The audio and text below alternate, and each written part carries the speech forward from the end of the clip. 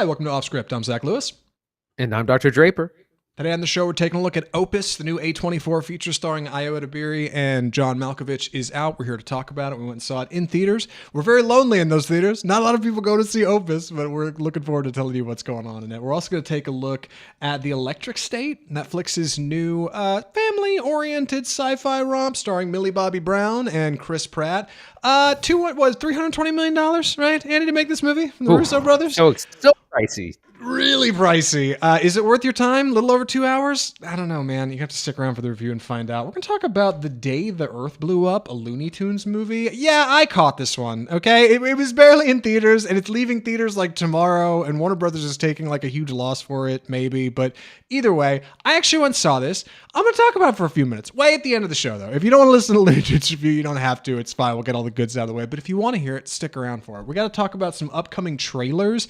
Dude, a lot of trailers dropped this week. Live action Lilo and Stitch. We got Life of Chuck, F1, Materialists, Happy Gilmore 2. We're going to talk about all of them in the middle of our show in our trailer park segment. Before we get to all that, when you talk about the news, action-packed week this week, Andy. What have you been watching? I gotta know. It's been slow. I'm gonna be honest, man. I have been, I've been playing video games. I went and saw the Looney Tunes movie on top of our other 2 reviews.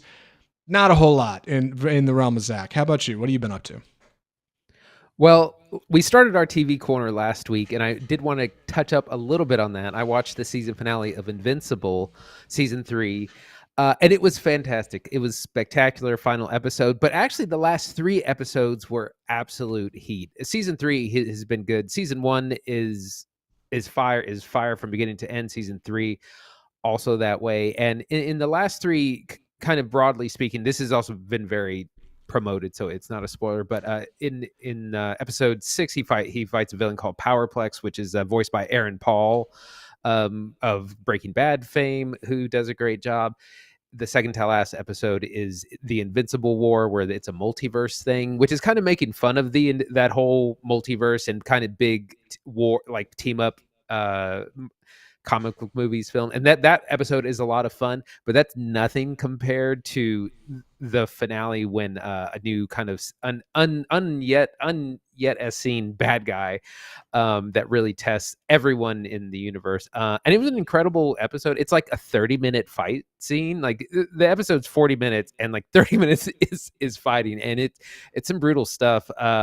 Really incredible. Like that show is cooking so hard.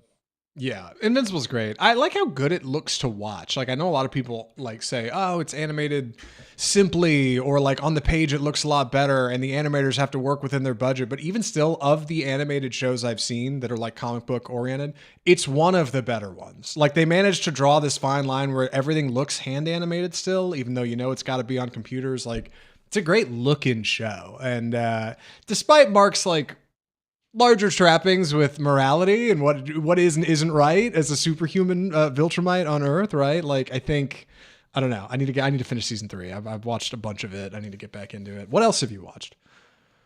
So I also watched an older movie called Single White Female, which is kind of a staple of the 90s. And there's a reason I did, which is going to tie into our news section.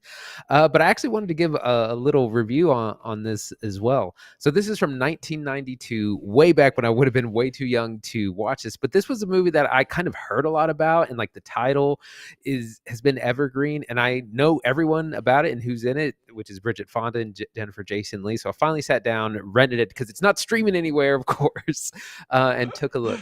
But it stars Bridget Fonda as Allie, who she finds out her boyfriend is cheating, and kicks him out of her New York apartment. She starts looking for a roommate, puts an ad in the newspaper, like I guess you did back then, and vets a few people, and eventually settles on Jennifer Jason Leigh's character, Hetty. And they immediately become like best of friends. They're going to places together. They start helping each other out with like fashion, and they become best buds. They get a puppy, and everything seems great. But then Allie and her boyfriend get back together, and Hetty just kind of can't handle it. She's very jealous of the whole thing, and she becomes the third wheel, and she starts to kind of become unglued, and she slowly kind of wants to take over Allie's life. She starts not only behaving like her, she starts dressing like her. She literally buys the exact same clothes. She tries to kind of hit on her boyfriend. She also, in what is the most egregious part in the trailer, which gives everything away, they get their hair done at one point, and Hetty completely copies Allie's hair. Bridget Fonda has this haircut that I don't really know what it is. It's like a bowl cut that's like with big heavy bangs. Kind of like a I don't know pixie what. cut, yeah, with bangs. Yeah, it's like a pixie bowl. I don't know what they were doing in the 90s. Several other women have this same haircut in the movie, so it was like a thing. But at one point, Jennifer Jason Leigh gets the same haircut, dyes it red, and they like are almost indistinguishable from each other. It's really creepy. It turns into a slasher, and it's a little slow in the first half, but man, once it get going, it really cooks. It's a little dated, not in any kind of cultural way, more of just a filmmaking way, because it's 33 years old at this point. But it was a lot of fun, and it was good nostalgia film to go back to. So pulling the trailer for this episode so we could run the footage on YouTube. If you're watching on YouTube, hey, like and subscribe. I have not seen this movie. The trailer rips though. And I don't know, you didn't know the trailer looks awesome when you saw it. The trailer's full of like old movie guy voice, like in a world where rent is outrageous. You know what I mean? And in the 90s it wasn't. But like I love this setup. I love the dual hair. Like when she matches the haircut, it's perfect. Like it's too weird. She's doing the stalker thing. I guess as a rewatch, what are you looking at? Like 90 minutes? Pretty tidy?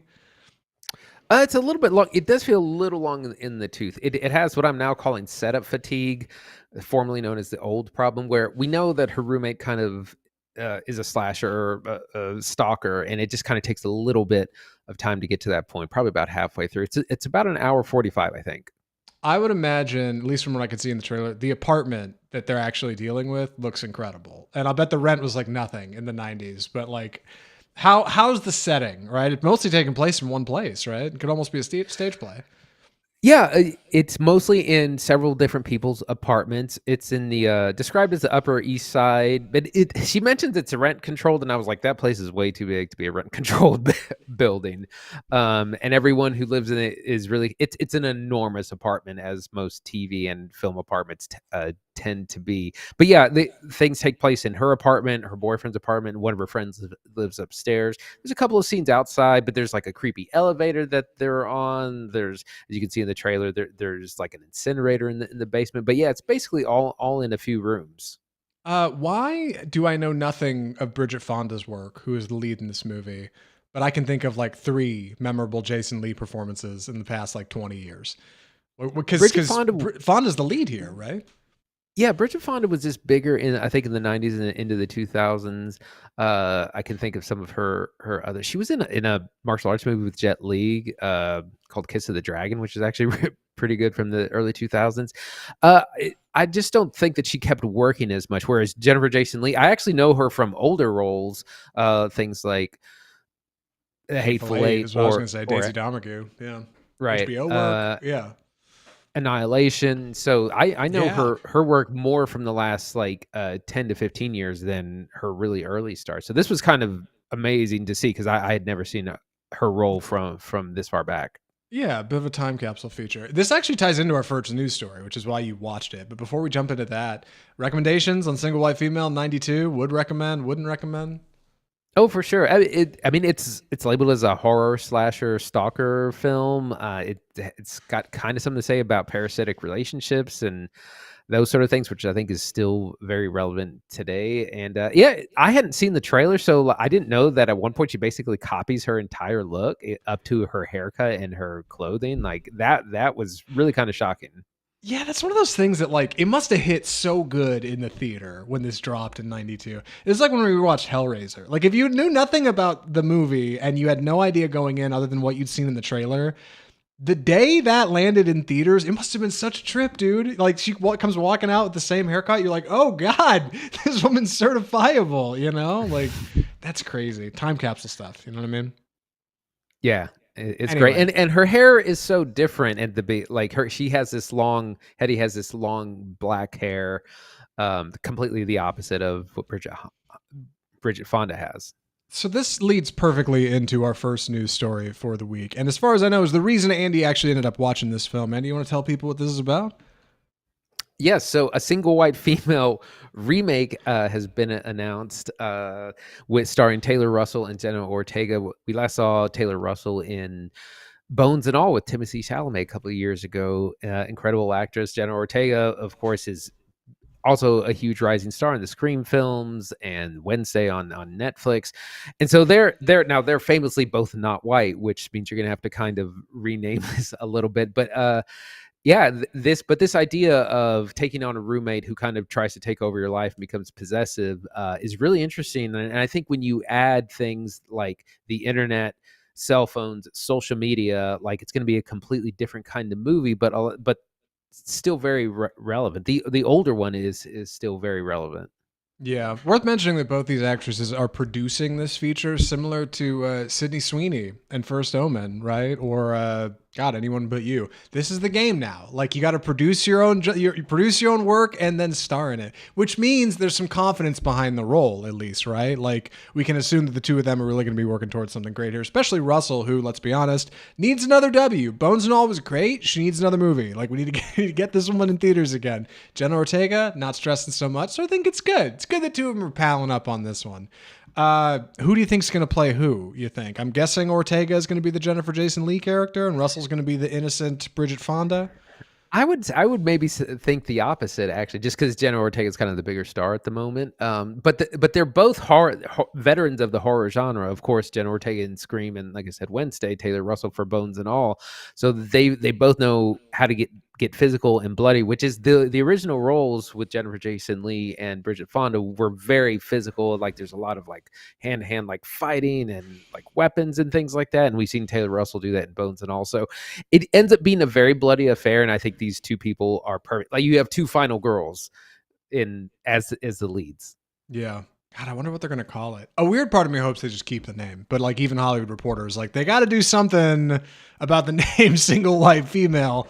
I don't know. What do you think? This is what they do. She'll put in the ad like that and be like, "Oh, I just get better responses when I put that."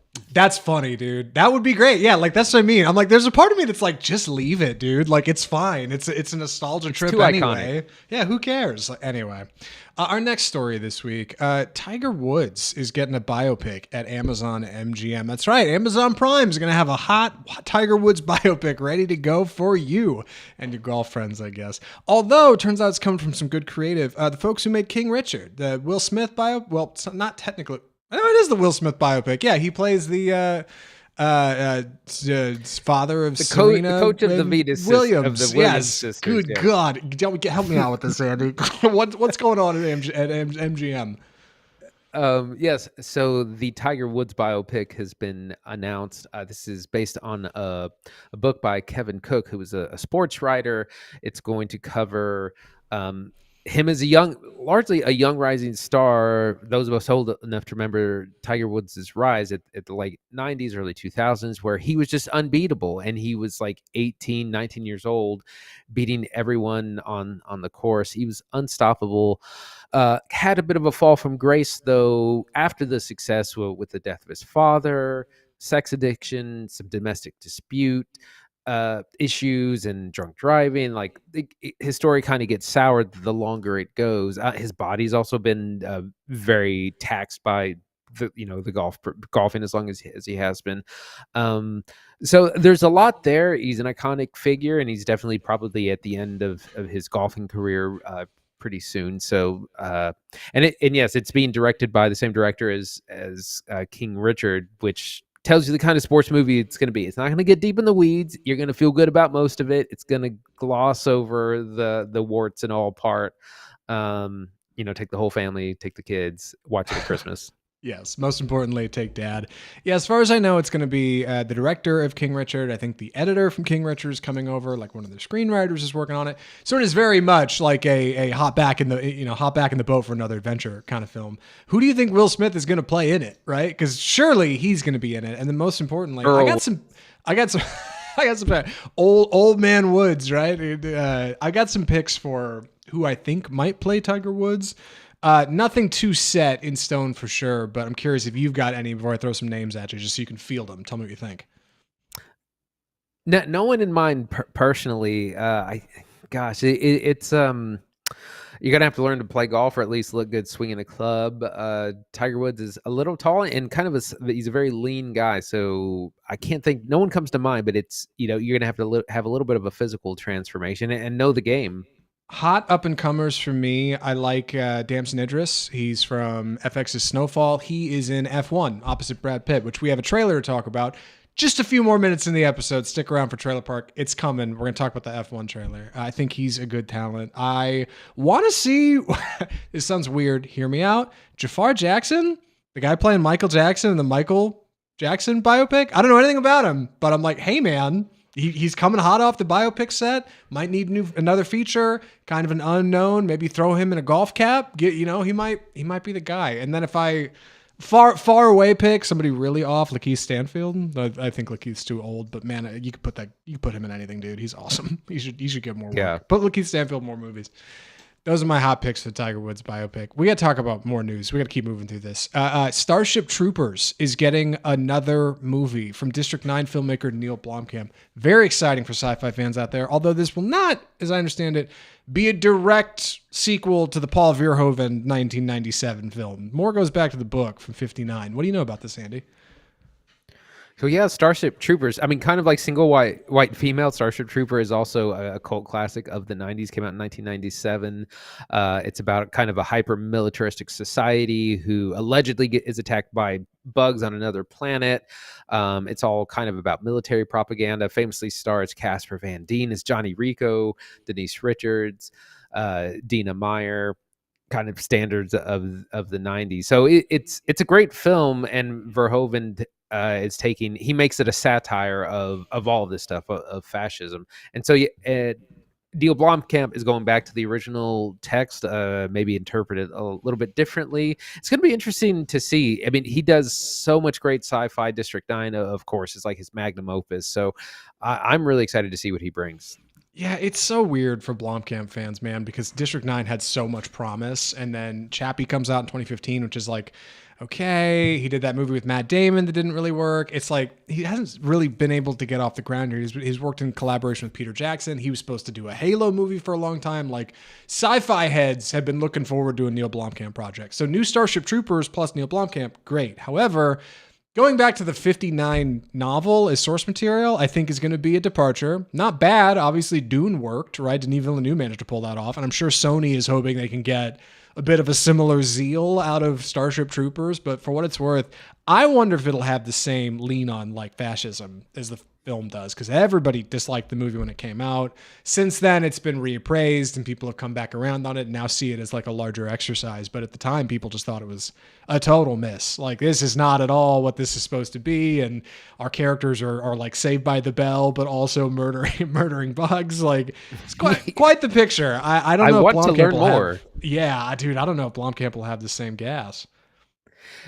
Yeah, we should review the Verhoeven sometime on here, because it's a real unique thing where half the movie looks like an ad for a military, because there's all these screens where it says, do you want to know more, or I want to learn more, and it's like you're interactively watching a military ad. And then there's in kind of very graphic war scenes, but with these giant bugs, but it's like as graphic as like, World War II movie or something. And so there's a lot of like really funny parts, but then also some very graphic and horrific parts. So it hits the satire a lot, but it's a lot of people kind of miss the message. I love the opening scene when they're all sitting in class and like Michael Ironside's the teacher, who's an amputee, by the way, like every adult in Starship Troopers, who everybody is injured and has lost an arm.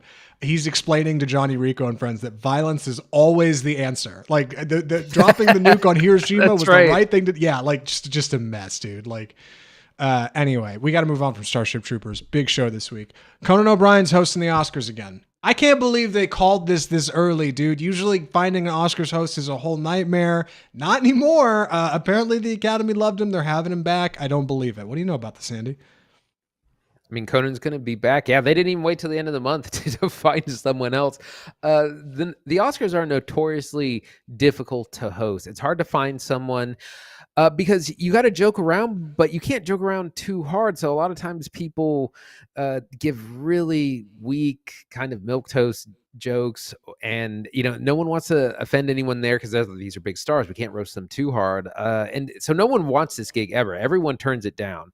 And so I think when they had a good run, the numbers were positive, like the ratings and all that, and so that they want him back. Other notable things that the Oscars are happening on March 15th, which is 2 weeks later than they did this year. That means we get an extra 2 weeks of Oscar campaigning. So I was like, oh gosh, that even more of that. Yeah, they moved him back for the 2026 wildfires. Like, I'm looking forward to Conan being like the guy again. He had this great line. He said, "The only reason I'm hosting the Oscars next year is that I want to hear Adrian Brody finish his speech."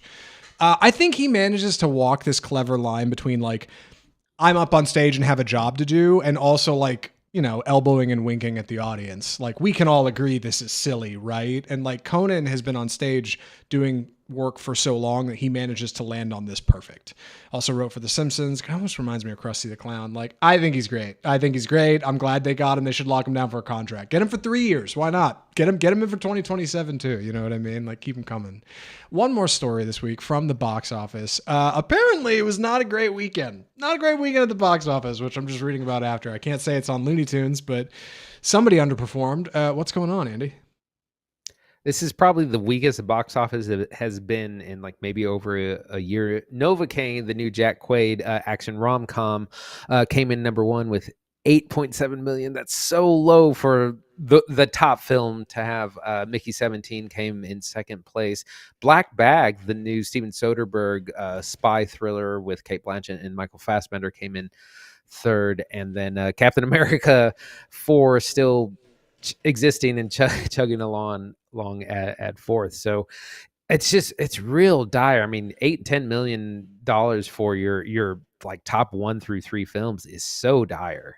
Yeah, it was weird this weekend walking into the theater to go see Opus, because I walked in there and almost nobody was in there. And then I walked out and there just happened to be another Looney Tunes screening down the hall for like 10 minutes later. And I was like, well, it's 90 minutes. If I go to the bathroom and buy a ticket, like, I'll be walking in right when it starts. I don't have anything to do. I'll just check it out. Now it turns out Opus probably going to stay in theaters long at all. Looney Tunes is getting pulled like tomorrow nationwide and just isn't going to be in theaters anymore. Like, Warner Brothers gave it 1 week. It'll be on VOD soon. Man, people have already been, I feel like people have been talking about Sean Baker at the Oscars, like begging movies to stay in theaters longer, and like no better example to counter that than like apparently this weekend when just everything's getting slaughtered. Nothing's rising above. Yeah, it's a challenge because there is a selection of new good movies, but they're not huge standouts. It's not like a tent pole thing, and you can't have an event film every week, but you got to get people excited about the mid-budget film, the low-budget film, like the Terrifiers of the Terrifier 3s of our world, which I hate to have to use that example, but that movie made $100 million off a $2 million budget. And so you got to get people excited about the $10 to $20 million movie. I mean, that's what something like Longlegs did. And of course, that was a big summer release with a great marketing campaign and hype. But you got to hype people up for these B movies, for these little movies that come out in the slower times, or it's just going to be dismal at the box office. Yeah, come out and get your popcorn. Come do something different. Beat the heat, right, at your local movie theater or something. Something's got to give. Anyway, we got to move on to Opus. Action-packed show this week. Andy's agreed to take the summary on this one, so let me get out of his way. Andy, please take it away. Opus. So this is the latest horror film from A24, directed by Mark Anthony Green, who's a newcomer. This is his first feature. He's done a short film before. This stars Ayo Edebiri, a fan favorite around here, as Ariel, who's a young journalist working at a magazine. She lives in a world where this huge pop star and very reclusive person played by John Malkovich has come out with a new album after 30 years in hiding. No one's seen him. No one's talked to him or interviewed him. A mysterious tape has been leaked, and that he's he has a new album. It's ready. He's going to be inviting a select few people to his compound. For some reason, I thought it was an island, but it's a compound to come hear the music and experience life around him. Ayo Edebiri kind of very mysteriously gets an invite to the to the annoyance of her boss, played by Murray Bartlett, who also goes. Juliette Lewis is like a talk show host who's a bit of a gossip columnist who gets invited on, a paparazzi person as well.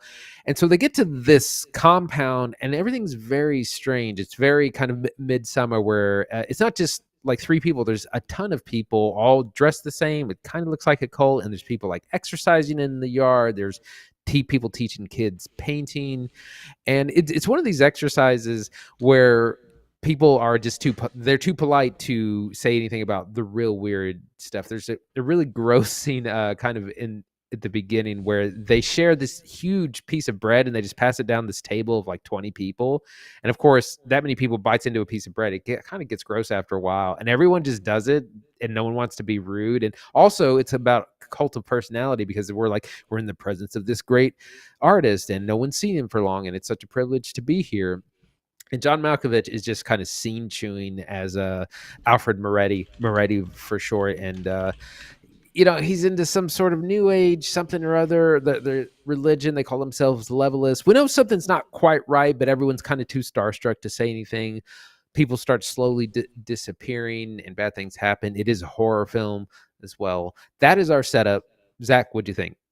So Opus has some problems, and it feels like a sharp swing at a directorial debut from Mark Anthony Green. He wrote and directed. This is his first real feature. He has one short film on his IMDb before this. Great first outing. But when you watch it, you're going to get sensations of things like The Menu or Midsommar, both of which are tragically just a little better at this formula than Opus is. It's very good. It's very funny. I think Opus actually has some like creative... There's something in the middle of it that I think is really good. But I just think the execution's poor. It's just a little too far-fetched. There's some elements that are a little too out of place, like a puppet show with Billie Holiday. And there's some stuff that just doesn't quite work. And it ends up being a little bit more like another one of Ayo Edebiri's projects, Theater Camp, than something more refined like The Menu or Ari Aster's Midsommar. Like it's this like getaway where all of these like rich people are going out and doing their thing and spending time. But like the actual gooey center at the heart of that like horror comedy dramedy, I think is a little lacking in Opus. And it's a bummer because I think it's sharp. I think it'll play great on streaming services. I think when people watch it at home, it'll do good. But we were talking about in the news about getting people to come out and get excited for these like mid-budget small features. And this one is just a tough one to get folks excited about because despite Malkovich and Edebiri putting out great work here, like it's just a little too fresh, a little too raw, I think, in a way that I don't think people are going to like. Yeah, it feels like it needed a few more passes at the script. It feels like it has pacing problems, kind of drags a little bit in certain scenes. Certain scenes just feel like they go on too long. Like you have a good idea and then it kind of just doesn't go anywhere. And it's unclear what like the kind of messages behind this. Like it's kind of a cult of personality where people are kind of worshiping this person and won't tell him no because of who he is. But then I'm not sure what else the film is trying to say. The performances are really strong. Like Ayo Edebiri is always a delight. She's so funny all the time, and she does a great job. She's the one person who's not mesmerized by Moretti because she's, I think, partially like she's a younger person. Not a Gen Z person, and she's like, I don't know who this is. Some old guy who's coming out. So she's just kind of skeptical of the whole thing. The other thing is like she's not an established person like these other people. She's a journalist trying to make her mark, trying to get on bigger stories, and she doesn't have any of like the money, the prestige. Like she's still worried about just paying her bills and things. So she's just much more grounded than everyone else in the film. But she's a delight. John Malkovich is having a lot of fun with his character. He's got a lot of really great, outrageous outfits. Has some good monologues. I think the performances are great. It's just the material needed some refinement. Yeah, it's not an issue of ideology, I don't think. I think our characters come from smart places. I think there's a good heart at the center of this movie. It's just an issue of execution. Ayo Edebiri's character, Ariel Lecton, is like stunningly middle of the road. That she has this great scene in a Chinese restaurant with her main squeeze boyfriend, I guess, friend at the beginning of the movie, where he explains to her that she's just very middle. She was born middle class, brought up middle class, never had any real tragedy. She's got two good parents. She's got a good paying job, but she lacks experience, and experience drives perspective, and perspective is the really important thing behind opinion. And if she doesn't get out of her shell and doesn't go out and go do new things, then she's never going to gain the perspective to have strong enough opinions to write real articles and be a real journalist like she wants to.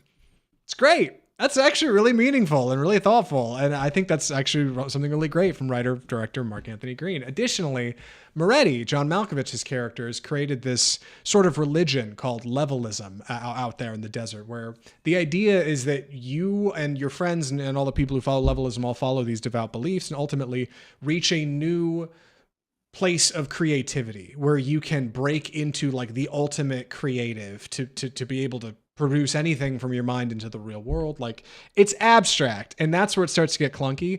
But the idea of a religion built around creativity, like that an artist would create at their compound, is kind of interesting. And like a young reporter going out and trying to figure that out and like stumbling into horror stuff along the way is fascinating, I think, in a way that's engaging. The problem is like a lot of the violence happens off screen, and there's not even that much violence, honestly. And it just kind of seems like odd tension, and characters don't bring it up till it's like way too late. And then they're like, oh, hey, what's going on around here? And half the cast still doesn't believe it. Oh, Ariel, you're talking crazy talk. Nothing's going on out here. So they took our phones at the entrance. So what?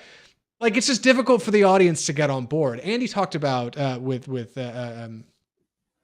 single white female setup fatigue. A little bit of setup fatigue in Opus. Not a lot. We get out to the compound pretty fast, but like, everybody's seen the trailers walking into Opus knowing something's going on here. So the longer we wait to get to the point of what that something is, the more bored your audience gets. And like, it's just I don't know. It's a simple thing.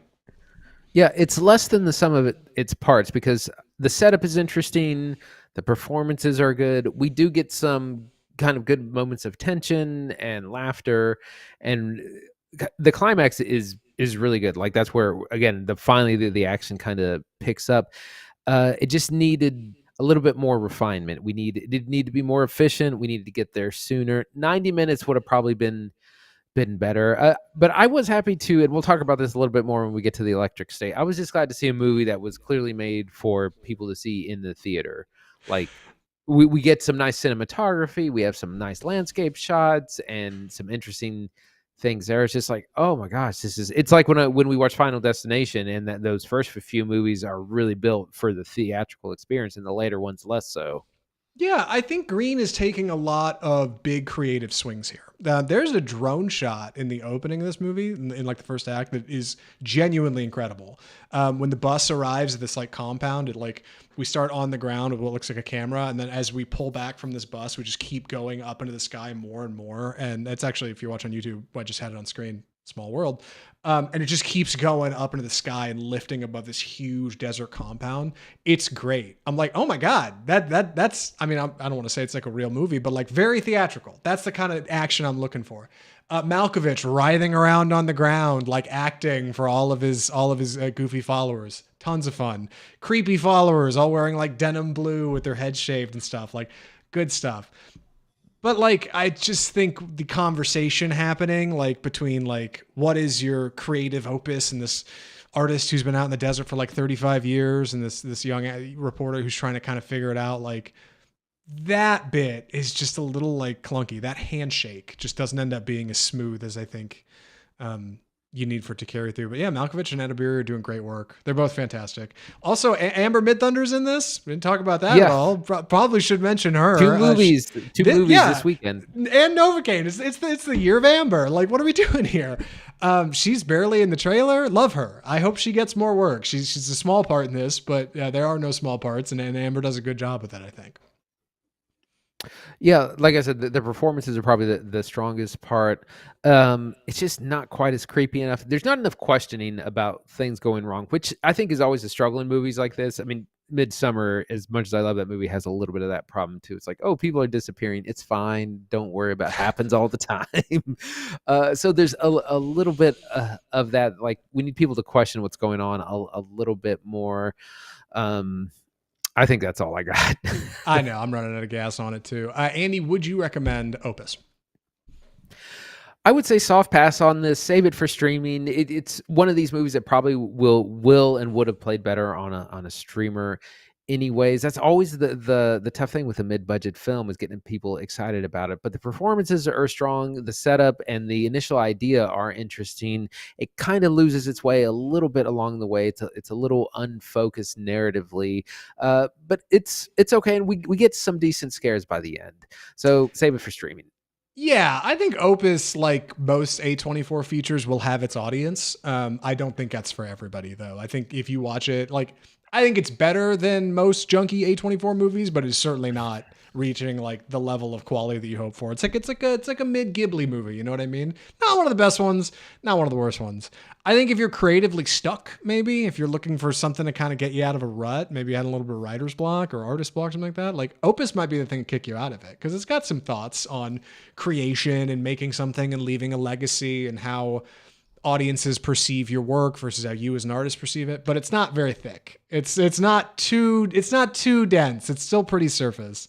And I think it's fun in that way, but not theatrical. I think streaming's just fine. And with that, we got to move on to our next segment. We got to talk about some trailers. Andy, what do we typically call this segment? It's time for the trailer park. All right, and I'm first. Excuse me. First off, we got to talk about the live-action trailer of Disney's Lilo and Stitch. We had seen a teaser for this before, which was just like kind of our animated Stitch character. Now we got the whole thing, baby, and it's just like you remember the animated feature. A rogue alien breaks out of an alien prison and escapes to Earth, crash lands over by Hawaii, where he meets a young girl named Lilo, who adopts him as a dog and starts taking him around the island until his alien captors show up to take him back. And Lilo and her sister Nani have to fight the aliens and hopefully save their family, because Ohana means family. Family is Lilo and Stitch. Live action trailer looks okay. I think if I was a child, this would probably rip. You know what I mean? But for me as an adult, I just feel like I've seen the old one. It just looks a whole lot samey. Andy, what do you think? I'm definitely not the target audience for this, but this is slated for Memorial Day this summer, May 23rd or so. It's going to hit big that weekend, kind of like the Little Mermaid did a couple of years ago. I think it'll do fine. The trailer is just not interesting to me. I've actually never seen the original, because at a certain point you age out of Disney movies. The 90s ones were the ones that I grew up with, but then this came out, I was like a teenager and going off to college, and so it's just kind of after my time at this point. So I've just never been interested in the property. It looks fine. It looks like family, fun family fare. Like, take grandma, take the kids. Everyone will have a good time, I'm sure. Yeah, I think so. I do want to say the next trailer is something that if you went and saw Mickey 17 in theaters, you might have seen or been looking forward to. It's the teaser for The Life of Chuck. It's the new Mike Flanagan feature, right? Mike Flanagan over on Netflix. Midnight Mass Mike Flanagan. And Haunting of Hill House Mike Flanagan. Dr. Sleep director Mike Flanagan, right? He did that last Exorcist movie, or he's doing the next one. But this is what he's working on in the meantime. Life of Chuck is based on a Stephen King short story, and I don't know a lot about it. It's really simple imagery in here. We've got some galaxy shots. We've got some shots of an EKG meter. We've got some reminders of author Stephen King and his work in Green Mile. And of course, we've got Chuck, played by, who is this man? Tom Hiddleston, who's playing Charles Chuck Krantz, who I don't know a lot about, but I know that the story is, quote from IMDb, a life-affirming, genre-bending story based on Stephen King's novella about 3 chapters in the life of an ordinary man named Charles Krantz. And a stacked cast list to boot. Let me give you some of these names. Chiwetel Ejiofor, Tom Hiddleston, Karen Gillan, Matthew Lillard, Carl Lumley, Harvey Guillen, Jacob Tremblay, Kate Siegel, Mark Hamill. And let me tell you, that's about all we know about The Life of Chuck. It's odd, and I'm curious to know more. This thing's supposed to be great, but for now, this is what we've got. Andy, what do you know about this teaser? Not much, kind of the same as you. I had actually heard about this on an awards podcast in the fall, and this was actually, I thought this was maybe coming out this year, but it's not. It's going to be one of these summer things. But this is supposed to be an awards contender. It is not a horror property, even though that's what Stephen King's most well known for. But he's also done great things like The Green Mile, The Shawshank Redemption, which are not horror stories outright. And so I don't know anything about this. The trailer is the teaser is very enigmatic. I'll be interested to see. Apparently it's supposed to be kind of mind blowing though. Yeah, we'll see, man. I love Flanagan. I'll pretty much go see anything that guy does at this point. So I'm a little more skeptical that based on a story by Stephen King. My God, if I had a nickel for every time I saw something that was based on a story from Stephen King, you know what I mean? Loaded with Stephen King. What's next? F1. We finally got a full trailer for the F1 movie that's coming out this June, starring Brad Pitt, Harry Condon, and Javier Bardem. Brad Pitt plays Sonny Hayes, who's a washed-up has-been who never was, which seems to always be these kinds of stories. But he's recruited by Javier Bardem. He's to join an F1 racing team and help train the team that they're on. Of course, we get tons of racing footage, shaking in the driver's seat. I almost said cockpit, like it was Top Gun. This looks really exciting. We finally see the characters. He has a rivalry with a younger driver played by Damson Idris. So it's an old guy meets young buck. They got to work it out. They're going to learn from each other and butt heads, but ultimately work things out. The footage looks amazing. Like I'm going to be thrown through the cinema screen like when I go see this in D-Box. I'm super excited about this. This is the dad movie of the year. If you take your dad to see any movie, it's going to be this one. Buy the D-Box seat and get shaken in the seat. This looks so much fun. Yeah, F1 looks awesome. I really got turned on to this movie originally when we heard about Top Gun Maverick director Joseph Kosinski working with F1 to make a film that is just F1 the movie, right? But actually seeing the trailer in IMAX hits so much better, and that was just the teaser. This is a full story trailer. We've got character, we've got plot, we can understand where we're going. This movie looks awesome, dude. I can't wait to go see this on the biggest screen I can find. This looks like movie of the summer kind of stuff, like top 10 year, top 10 of 2025 list kind of stuff. So we'll see what comes out of F1. Hopefully nothing but good things. What's next? Before I get into the Shroud, I just want to say a quick note on the life of Chuck. I saw Mia Sara listed on that ghost. She is the girlfriend in Ferris Bueller's Day Off, and I don't think I've seen her in anything. So I'm really curious about Sloane Peterson. Yeah, no. Yeah, Sloane Peterson. Sloane Peterson. Yeah. So The Shroud is David Cronenberg's latest feature, which I've heard a little bit about, and we always get excited about Cronenberg because he loves to do the freaky stuff on film.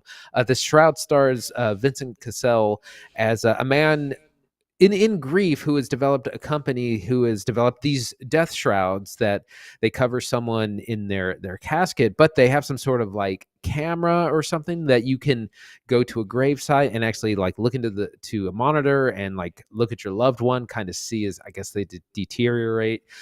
So it's some weird kind of Cronenbergian thing, but eventually there's worries that like, hey, this might kind of give things away. It might reveal medical malpractice or something to that the effect. There's a big ethical questions about the shrouds themselves, and that's kind of our setup. It also stars Diane Kruger and Guy Pearce. Real creepy vibes. A mystery. There's people against this whole practice. Vincent Cassel doing great stuff. He's got a great line at the beginning where they're like, he asked him, did you consider cremation? And he was like, how dark do you actually want to get? Like, how close to your dead loved one do you want to be? Because I'm willing to go there and bring other people with me. So I'm excited about this. I love it. Look, I don't want to say I'm skeptical about Cronenberg, but the last couple of Cronenberg features we've seen have been a little too out there for me. And I've kind of heard similar rumblings about this one. That being said, I love Guy Pearce. I will go see this. Like, I'll pretty much go see anything that guy does. Like, even if people could say it's the worst thing ever, and I'd probably go check it out. But Shrouds seems to be split, just like everything. For every review I've heard that's bad, other people have said totally rips, super creative. Cronenberg still got it. I don't know. We're going to find out more about the Shrouds. We will almost inevitably watch it on the show. If you want to check out that review when we get to it in the future, hit the subscribe button. Stick around. Come on. Hang out. Throw a like on it, and we'll come back for you when we cover it. A couple more. Andy, what do you got? Last one that I'm doing today is Materialists from writer-director Celine Song, who, of course, did Past Lives from a couple of years ago. That was Oscar-nominated film. Heartbreaking. Celine Song loves to kind of put people close to each other and have it not quite work out. That's such a great film. Materialists stars Dakota Johnson as Lucy. She is a New York matchmaking high-end or kind of high society men and women. You're looking for this kind of man, I can find you one. And she's celebrating 9 weddings having brought people to marriage 9 times. When she meets Pedro Pascal's character, who's a very wealthy New York socialite, he's juxtaposed with Chris Evans, who like works for the catering company at one of the weddings she's at. So you got is she going to go with the wealthy guy or the poor guy? Who knows? This looks like a very generic setup, but because it's Celine Song, it's going to be a lot more than that. It looks like just a 2000s rom-com, but I promise you that there's more to this. It looks generic, but I'm excited for it. Yeah, I think this is going to be a good test of Celine Song, the writer, because we've seen Celine Song, the director, but she did not write Past Lives. This, she's writing and directing. And the source material for this certainly seems a bit more, I guess, materialist, right, appropriately, but like the direction looks solid. The visuals look fun. Like the cast looks good. I don't know. We're going to find out how thin it really is, I guess, when it comes out. But for what I see here, like, I'm interested. Yeah, I like Past Lives. I'll check out Materialists. Why not? Right? Like, who knows? Maybe there's some magic here that hasn't made itself apparent yet. I think it'll be a good time. Hey, who knows? Might even get a quality Chris Evans performance. Watch out. Yeah, wouldn't that be a surprise? One more to talk about on the show this week before we get to Electric State. We got to talk about Happy Gilmore too. And I'm taking the summary on this because I am kind of the Happy Gilmore fan. Not that Andy doesn't like it, fine, but like, dude, I'm real smug about that first one. I think Christopher McDonald as Shooter McGavin is like so a truly incredible movie villain. Happy Gilmore 2 is the hotly anticipated sequel from Netflix and Adam Sandler that picks up on Happy Gilmore, right? The star golfer, a man who could drive 450 yards. Happy has won some tourneys since the events of the first film, but now appears to be pretty washed out.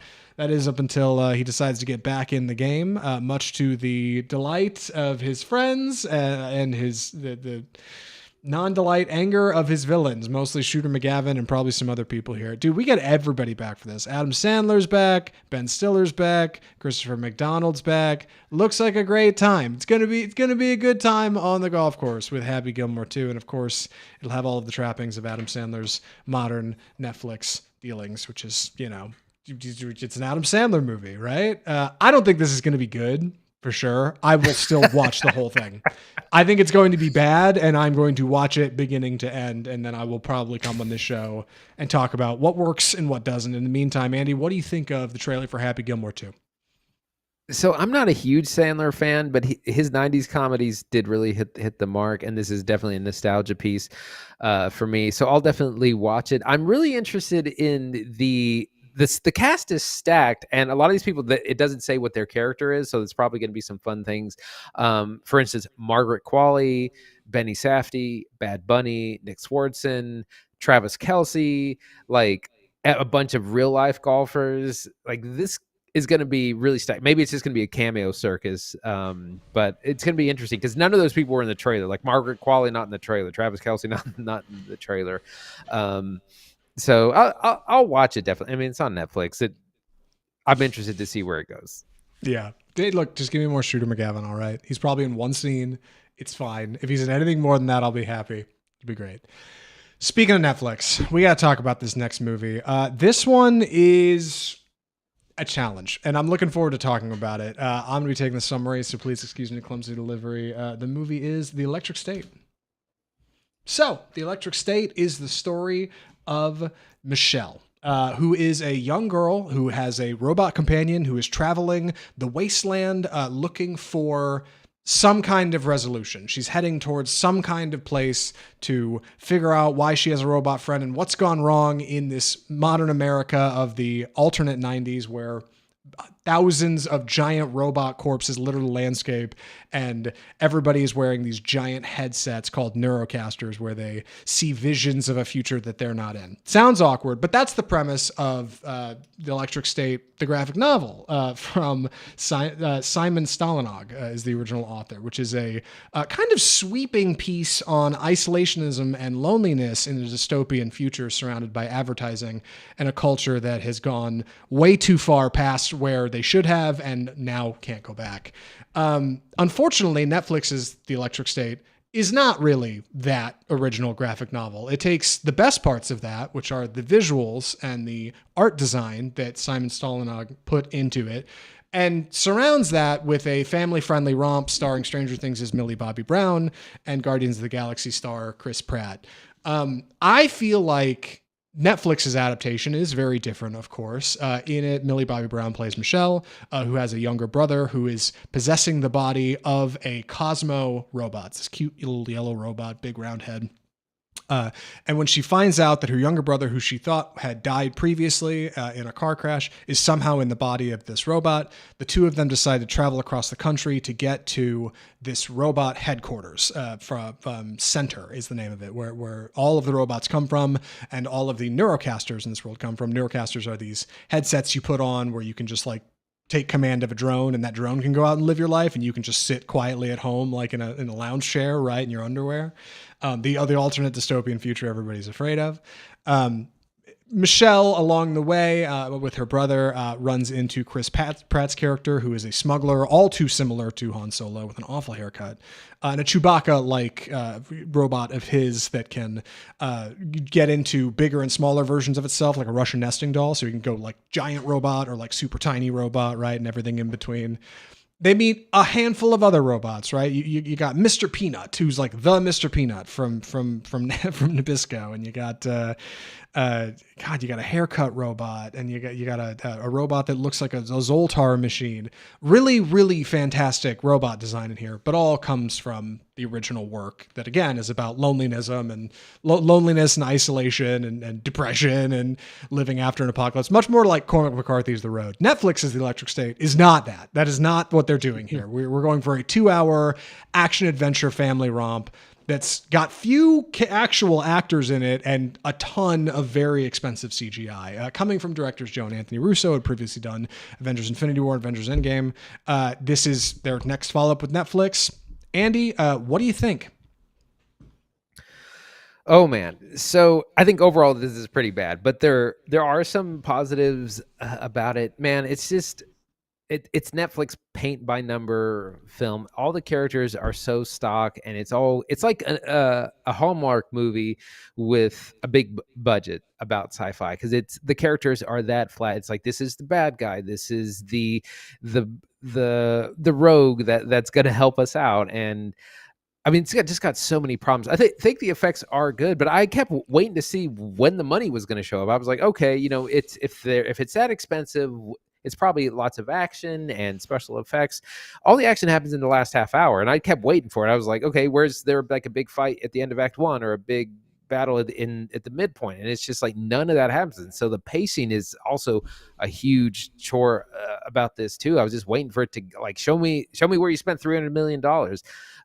Couldn't really see it. It's so cliche. It's so uninspired. Millie Bobby Brown is supposed to be a high schooler, and it's like she's a woman in her early 20s. She looks like a woman in her early 20s. She doesn't look like the 15-year-old you're attempting to pass her off as. So this has a lot of problems, lots to talk about, but there are some things that work. Yeah. So Joe and Anthony Russo acquired the rights to Electric State, the graphic novel, in 2017. Everything that has been changed from that graphic novel fundamentally comes from those two people, because those are the people who bought the rights to it and were like, we're going to make this a thing. And everything they added, I think, makes it worse. I think everything in here is worse. Our actors, there aren't many actors in this movie. It's mostly CGI bots and voice actors, right? Like, and it's funny because even the actors we get mostly are operating these Neurocaster drones, which are just CGI robots. So you got Millie Bobby Brown and Chris Pratt, who are our two leads, who are awful. Like neither of them really work here. I used to cash the check. I genuinely, I watched Electric State and went Googling, like, is Millie Bobby Brown a bad actress? Like, have I just not been wise to this? Like, what's going on? And Pratt, meanwhile, like, has a god-awful haircut. That does get turned into a couple of jokes later, like as a self-referential, like Deadpool. Like, look how bad his haircut is, right? Don't you notice? But meanwhile, the two of them have to act aside green screens.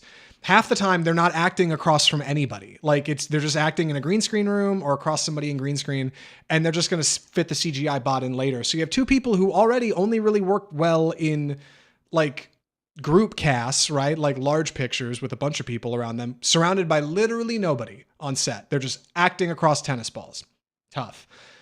Along with them, you got Giancarlo Esposito, who plays the same villain he's played for the past decade, but only like in a chair. It's a drone version of him, and they just like put a PNG on the Neurocaster drone's face. So he's not even really in the movie. Stanley Tucci, who is playing our kind of big head of center villain, who's like just getting the check. Like he very obviously everyone in is this movie is just getting the check. He showed up for the half day. He's getting the check. It's fine. They spent so much money CGIing robots into this instead of like actors with talent who are so much cheaper. And it's like, oh God, like just a crucial misstep in budgeting and planning here. Like in an effort to give the Electric State a larger structure with like funny characters and more heart and more of a villain at its center, as opposed to like the more ethereal nature of the graphic novel, like they have way overspent and way overimagined like the direction this should be going with the robots and the CGI. Yeah. So, gosh, I don't even know where to start. So it's so expensive, but at the same time, you can see the corner cutting. Like a lot of the robots are like kind of drone operated, and they have these terrible helmet designs that the drone operators wear. But then that means people like Giancarlo Esposito and Stanley Tucci to a degree don't actually have to act in person because their face is just the screen on a robot. And it's like, you did that on Zoom and they just captured it and then put it on the, like, that's how it looks. And I know with voice acting, you can do some of that over Zoom. And that's exactly what a lot of this looks. We get good actors for like a couple of minutes. There's characters who just kind of show up and then disappear for one reason or another. Like Ke Huy Quan is in this. Woody Harrelson is in this as a voice of Mr. Peanut. Coincidentally, there is an ad for Mr. Peanut before the movie starts. So it's like some real corporate like collaboration going on. It's also a 90s like a millennial nostalgia bait because it takes place in 94 and like, you know, they have wired phones and like the soundtrack is all 90s movies. Millie Bobby Brown's haircut is like from the 90s as well. So it's millennial pandering at its worst, and it's so boring. Like, oh my God, get somewhere. Yeah, they spend some of that money on pacing. Yes, they go to a shopping mall. Yeah, the trip across the U.S. is actually just like a trip across the desert. It's much smaller in this movie, and you're right. Like, its biggest crime is that it's boring. My God, how did you make a $320 million robot movie boring? Like, somehow the Russo brothers managed to do it, and that makes me think that like. I genuinely think these guys are best as hired guns. I feel like every time they've approached a project with their own creative endeavor behind it, it hasn't worked out great. But if they're doing like Marvel's bidding and they're just putting together the Avengers movie, right? Like it's connecting the red string on the corkboard, it seems to kind of work. That's the hope with the next Avengers movies, right? Because they're the guys behind those coming up. And like this and Gray Man, terrible, like just really bad and boring and doesn't work. And it's like, they're so expensive, dude. Like this works in the small Netflix ecosystem where Netflix can afford to blow $300 million because they make $300 billion a month or whatever. Like the idea that this will keep subscribers maybe hanging out for another couple weeks might work. But on a larger scale, Electric State would not survive in a movie theater. This would be a huge bomb. Variety would be reporting on how much of a bomb Electric State is. Everybody would be saying it's terrible. Like, it just does not work. It's not funny. It's not action-packed. It's a whole lot of actors working on green screen. And like the funny thing is, I say it's not funny, and here I spring into the funny thing, but I think the funny thing is the original work, Electric State, like has all of this dystopian advertising and like it's like the world of WALL-E, right? It's like America got way past the point of no return, and everybody just plugged into their hubs and just wanted to avoid it, and it rotted the world away. And like what's left for this girl and her robot to travel through is like this hellscape right out of Cormac McCarthy's The Road, which is full of like dystopian advertising and old Burger King neon signs, and it's like junk. And that creates a feeling of loneliness and isolation. In the electric state, though, by abandoning that loneliness and isolation, all you've got left is the uncanny valley of knowing that you're watching Chris Pratt alone in a room, like jumping around and grunting, and like they're just CGIing everything else in. It's like, it doesn't work. The uncanny valley is too wide for this robot movie, and it's boring. And every time action happens, your eyes glaze over because you know there's nothing to it. You're kind of just waiting for the next scene to happen. It's a movie to do your laundry to. It's a movie to check your phone to. Like, how does a $300 million movie happen like this? It's crazy. Yeah, Hollywood loves to destroy books, is what I'm learning. We saw M. Night Shyamalan do this both with Old and Knock at the Cabin. Like those original works are much more serious, much more adult, and deal with difficult subjects, and then the movie version is just like so watered down for general audiences, and this is what's kind of happening here too. The other thing, it has the kid gloves on constantly. Like no one has like a real gun. That they have like an electrode thing that kind of stuns you and knocks you down. A lot of the robots that are kind of killed off screen or like killed or destroyed that you didn't really know who they were in the first place. Millie Bobby Brown is given a paintball gun. Like she's not even given like a real weapon. It was just like, it's the most kid glove thing ever. Yeah. The lighting is washed. It all looks generic. None of it looks, I don't know. None of it provides the escapism that I think, like a fraction of the escapism that the novel provides. I keep gushing about the novel and doing research about it after watching the film. I am so much more looking forward to reading the novel and enjoying like the large scale art that is in there, because I think that has the zeal that the electric state wants to have on Netflix. Like these old looking robots and this old timey look and this dystopian kind of future. All that comes from the novel. Everything the Russo brothers brought to this is bad. Everything else they added is worse. Yeah. Like, I think everything else they stacked on top of that formula has made it worse. And so I'm looking forward to getting that book. I need to order it, honestly. Like, I was doing some research and it looks really cool. In the meantime, we should get to final recommendations. Any other thoughts on this one, Andy? No, I'm ready. Andy, would you recommend Netflix's The Electric State? Oh man, hard pass. I don't even know where to begin. It's so uninspired. It's so boring for $300 million. The pacing is terrible. All the action happens at the end. If you're interested, just watch the last half hour. That's where all the cool stuff happens. It's so generic. Everyone is checked out. Everyone is just cashing a check. Chris Pratt is playing the same character he has for like the last 10 movies with a terrible wig. Millie Bobby Brown is so checked out. She's got to get away from Netflix, man. Like, I'm sure it's a sweet paycheck, but like she needs to do real movies because I think she has a lot of talent and is probably a good actor, but man, she's got to get away from it. Very uninspired, really boring. Last half hour. Watch the highlights on YouTube. Yeah, I'm in the same boat. Electric State is not worth your time. I would say go get the novel. It's $20 on Amazon. That's about the price of a Netflix subscription for a month, right? Like, maybe that's the wrong angle, but like, I'm telling you, the paintings in this novel are like achingly beautiful. It really does look great. I'm looking forward to getting a copy. The movie is just a shell of that, like hilariously, because the movie is also trying to comment on like the emptiness of advertising and like a world that's cold, and like somehow Electric State manages to become the very thing it's sworn to destroy.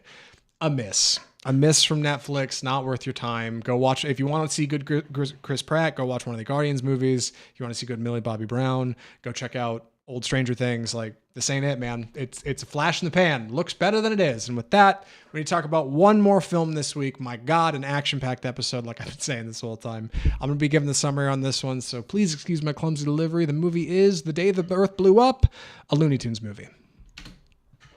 So, The Day the Earth Blew Up, a Looney Tunes movie is, as I understand it, the first fully animated Looney Tunes feature film to be released theatrically. Feature length, I should say. Every other one before this is either a collection of shorts or had some live action in it. Not this one. Day the Earth Blew Up is an entirely new work from Warner Brothers, who is bringing Looney Tunes back in a big way. Or at least they were, I think, before this came out, because it seems like it did not make a lot of money. It also comes from Ketchup Entertainment. And it's hand-drawn, and it's Porky Pig and Daffy Duck in a new adventure, right? Feature length, 90 minutes. And what's the adventure about? Well, a UFO has crashed into the Goody Gum factory, believe it or not, and has infected this new batch of super-powered gum that the Goody Gum factory is about to ship out worldwide with an alien creation, this thing that takes over your body and mind and soul and turns you into a zombie. It makes you blow giant Goody Gum bubbles. Daffy and Porky find out about this, and with the help of Porky's new friend, Petunia Pig, the three of them have to eradicate the alien horde and hopefully save the Earth from blowing up, or at least before the day the Earth blew up, which is the title of the movie. Let me tell you, weird experience watching Looney Tunes in theaters. It's pretty lonely in there. There were a couple other parents with their kids, and those kids sounded pretty bored. And it seems like Warner Brothers is aware of this because as we're reporting this story, apparently tomorrow, Wednesday, Warner Brothers will be pulling this from theaters nationwide. It will have been in theaters 1 week. It'll probably be on VOD next week. And this comes on the heels of Coyote v. Acme, right? That live-action Looney Tunes hybrid that Warner Brothers had shelved last year for tax purposes because they figured nobody would see it. And they released this one, but nobody saw it. But I did. I took the time to go see it. I walked out of our Opus after I'd finished that. I saw this just down the hall. It was playing within like 10 minutes. I figured, hey man, it's only 90 minutes long. I like Looney Tunes. Like, I'll check it out. So I took the time. And here we are. Andy, if you don't mind, give me a moment to breathe, and then I will jump into larger plot and cast. Any questions so far? So 90 minutes it's kind of long for a kid's movie. Usually something like 75 to 85 minutes is about. So when did it kind of start to drag? When did you lose the kids? About how far in? Act 1, for sure. Definitely in Act 1. Yeah, like we open fine. We open on like a 50s scientist who's like at the lab. When he sees something fly across his computer screen, he runs and checks like his giant oversized telescope and sees this thing come flying in. He's like, oh my God, it's a UFO, you know? Cut to Daffy and Porky, who are getting their home inspected. They live in this big goofy house that they inherited from this farmer because they're both farm animals. That's part of the gag. And they're like, live in absolute squalor, right? And like Daffy is totally cool with being an agent of chaos, whereas Porky wears the bow tie. He's kind of got it more together, but they're brothers till the end, right? The home inspector shows up, realizes you have a giant hole in your roof from where a UFO screamed through it. And then from there, they got to go get jobs because they're about to get thrown out of their homes. Get some Looney Tunes shorts of these two blowing up at jobs and trying to do stuff and failing and trying to be a candy vendor and can't do it. And finally, they end up at the Goody Gum factory working a line. Like, your character development comes from Daffy and Porky being simple, but interesting in the way that Daffy tends to go loony, which is something that happens here. We don't have like the 90s sarcastic Daffy Duck and Porky Pig. They're like the 50s Daffy Duck and Porky Pig. And Daffy can be pretty grating after a while, I think. Anywhere where it starts to get dull. Exposition, Porky's flirting with Petunia Pig, who looks a lot like him, just like Bugs and Lola in Space Jam, right? You got like the binary. I think that's where kids tune out. Where it starts to work is when people start chewing this gum and it like literally grabs your tongue and wraps around and like goes up and grabs your brain. I rattled off a tweet about this movie over the weekend, and I think it's valid. Looney Tunes The Day the Earth Blew Up has all kinds of freak animation stuff in it. They say like animators are freaks secretly, right? Dude, there's a ton. There's shots of like big teeth and tongues chewing. There's tongues licking feet, and you got goo and slime and like all tentacle stuff. Like, it's odd, man. It all shows up. And like, I think what works about it is it's a gag a minute, right? Like any Looney Tunes feature, it is a joke a minute. Some of those land inevitably, right? Like if you're going to do a gag a minute, like you're going to laugh more than 6 times. I did. Like, I think it passes the 6th last test. It's a fine comedy, but also it's mostly a throwback for like parents. And I think that's its problem, is like its audience just doesn't land, I think, with kids. I think kids are going to be bored. Like, I think they're not going to be into it. The animation looks kind of weird. So it's kind of like it's made for the parents. Like I felt like sitting in the theater watching it, like the parents who brought their kids here just wanted to see Looney Tunes too, right? Like that's the angle. And like that, that missed audience, I think, is like, that's the problem Warner Brothers is trying to hone in on, is like, how do we make something with this property that children are going to be dying to go see, that parents will take them to, as opposed to parents being like, hey, you should go see this thing that I used to like, which is Looney Tunes. Yeah, I think that brings up a good question, which I saw online earlier, is does Looney Tunes still kind of have a place as an IP, in TV and movies and animated shows? I mean, is it just like a property of yesteryear that, like you said, doesn't really connect with the kids anymore, and the way that like superhero stuff has for sure now? Yeah, I tragically I don't think it does, and like it's a problem because I have an affinity for this old stuff. Like old slapstick cartoons are like bread and butter. Same for you, I'm sure. Like you watched a lot of that stuff growing up. Yeah, for this sure. is what was on, right? Like whether that be Looney Tunes or Tom and Jerry, Chuck Jones animation, like whatever. But yeah, like I think Looney Tunes is tragically out of touch, and you can get back there with some clever animation and some good comedy writing and some more modern stuff. I know the more recent Looney Tunes show has been a lot more like that. Disney even did this with like a Mickey Mouse property. They have a Mickey Mouse show that's like surprisingly more oriented towards like a SpongeBob crowd, like much more modern and like much sharper, much smarter. But Day the Earth Blew Up is a send up of older Looney Tunes. It's more like 50s oriented. It's more 60s oriented. I think you see this best in the Looney Tunes branding, to be honest. Most people think Looney Tunes is spelled with two O's, like Looney and then Toons, because they're cartoons. But it's not. It's Tunes because they're based on short melody musicals, like, which is where they came from. That's where the format started. Doesn't even exist anymore. Like that, even that notion is so foreign to people. They just assume that it's spelled differently than it is. But yeah, Looney Tunes is in this weird place where it's kind of too old. I also saw Warner Brothers just pulled like their catalog off HBO, which really sucks. If you're a Looney Tunes fan, I guess you go buy the DVDs. I don't know what the move is, but it's weird. It's weird to see this in theaters and not do that great. And then like they're pulling it from theaters and they're pulling the catalog down. It's like, dude, it really feels like they want to sell the property or something. I don't know what they're doing with Looney Tunes. Yeah. Back then in like the 50s and 60s, they didn't make a lot of children's content. So any content for children was what all the children watched. And so I think it's a bit of a monoculture that way. Now you got tons of kids properties and they know how to make them better. You got things like Bluey that have 6-minute, episodes, and or SpongeBob, like you said, or lots of superhero stuff. Like they know now how to make kids content that is even more targeted or made for kids because of like advances in child research and child development and all those things. And so now something like Looney Tunes, like you really got to struggle and you can't really reinvent it. Like you can't go off and go crazy like SpongeBob or Bluey or something like that. It's tough. Yeah, I don't know. Maybe you got to retire the brand or do a grimdark Zack Snyder Looney Tunes. Yeah, give me a movie with the 90s tunes who were on everybody's like sweatshirts and jerseys, right? Which is just Space Jam 2, I think. But I think this movie like achingly lacks Bugs Bunny, who I hate to say like you probably needed to have in here, but like there's I spoiler alert, like there's not a single frame of Bugs Bunny in this movie. He does Why not is show he up not once. in this? That makes I figured no for sense. sure somewhere along the way there'd be a gag, or he'd be like, "Not my movie, folks," and he'd drive off screen or something. But like, no, never once. He's kind of the face of the brand. It seems like a layup that like your first feature-length Looney Tunes movie wouldn't have him in it, but between a Porky Pig Daffy Duck movie here in The Day the Earth Blew Up and a Wile E. Coyote movie that they shelved because they didn't have any confidence, like you wonder like where's the guy? You know what I mean? Like where's the Bugs Bunny shaped hole that's missing here? I also want to say it's not all bad. From the numbers, this is Ketchup Entertainment's biggest release ever. This is a smashing success for them. Like financially, they're like, this is the best we've ever done. That studio will only continue to do more animation and move forward because of this movie. So it's not all bad. Like it's really not. But I think Warner Brothers does have a funny problem with Looney Tunes and I don't know how to solve it. In the meantime, as for The Day the Earth Blew Up, would I recommend it?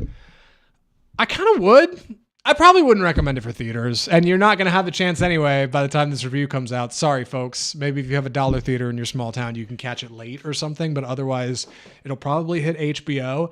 It's fine, dude. It's not bad. If you're a Looney Tunes fan, you'll like it fine. If you're not a Looney Tunes fan, throw it on for the kids. Whatever. Throw it on late night. If you don't want to watch Adult Swim at 1 a.m. and you want something odd, like throw on Looney Tunes Day the Earth Blew Up. It's okay. It's sarcastic in a way. I think it's It's got that fun blend of like mean-spirited that the Looney Tunes sometimes has, similar like Three Stooges or Tom and Jerry, that like kind of works.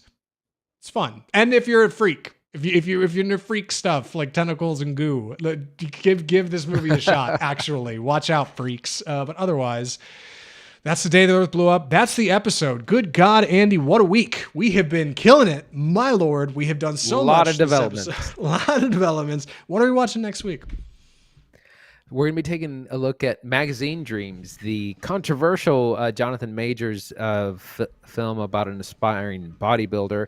This, of course, was supposed to come out a couple years ago, and then Jonathan Majors got into some legal trouble, and it was delayed, and then it was sold, and now it's coming back out from Briarcliff Entertainment. This is a bit of a controversial film, and he's a controversial person, but the fact is that the movie is coming out, and the industry seems to kind of be backing him again.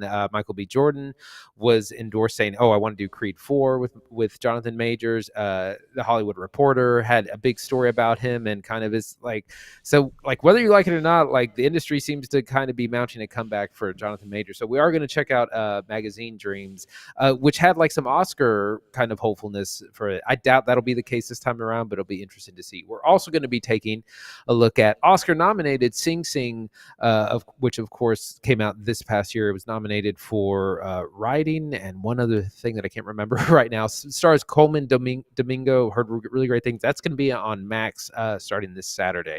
Some other FYI releases: Snow White, the big Snow White live-action remake starring Rachel Zegler, comes out this Friday, March 21st. Check that out. We're hearing good things, but we don't know if they're paid reviews or not. Also, The Outrun, which is the Saoirse Ronan drama that was also heard a lot about, didn't quite get any awards buzz last year. That's gonna be on Netflix today, March 18th. But for next week, Magazine Dreams and Sing Sing. If you enjoyed the show today, episode 286 of Off Script Film Review, the best way you can support us here on the show is just subscribe on your favorite platform. If you're watching on YouTube, you can subscribe to us there. Facebook, Instagram, Twitter, TikTok. You can follow us on all the usual social media places. You can leave a comment. That would do us a solid. Leave a like. That would be great as well. And there's something about a notification bell I keep being told to tell people to ring. I don't know how that works, but if you're wise on the notification bell thing, shoot me a message. Drop me a DM or something. Tell me how it works. I need some help. And then also ring the notification bell if you have the means. That'd be great. Our audio listeners are over on Spotify, iHeartMedia, iTunes, Google Play. Thank you for hanging out and listening with us. We really appreciate it. Come check us out on our other platforms if you haven't had the chance yet. We'd love to see you over there. And you can check out our website, offscriptfilmreview.com. You can email us correspondence directly from you to us at mail@offscriptfilmreview.com. Let us know what you thought of Electric State. Share your thoughts on Opus. Tell us if you saw Day the Earth Blew Up, and if you remember seeing Single White Female, maybe share something on that as well. Or tell us what we should watch, things that are upcoming. Either way, I got to get out of here. This episode's been way longer than it should have been anyway. From all of us at Off Script, the home of bold cinema, I'm Zach Lewis. And I'm Dr. Draper. Thanks for watching.